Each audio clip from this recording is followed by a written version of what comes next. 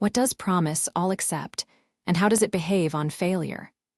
Promise all accepts an iterable of values, typically an array containing promises or non-promise values, and returns a new promise that resolves when all input promises are fulfilled or rejects when the first input promise rejects.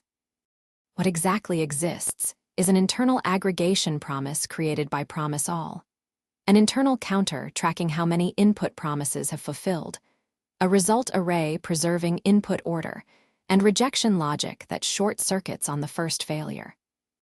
The order is strict. Promise all is called with an iterable. Each item is processed and converted using the promise resolution procedure, so non-promise values are wrapped as already fulfilled promises. Then fulfillment and rejection handlers are attached to each input promise.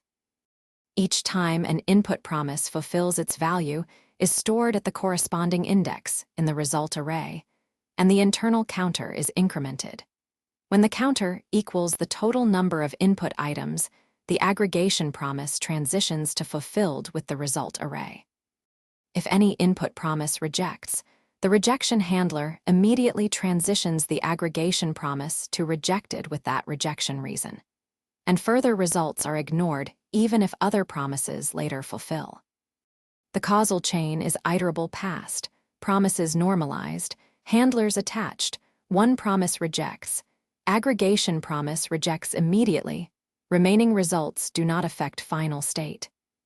If all promises fulfill, the aggregation promise resolves with an array of fulfillment values in the same order as the input, not in the order of completion. For a software engineer, this means promise all is useful for parallel execution where all results are required. But it fails fast and does not wait for remaining promises after the first rejection.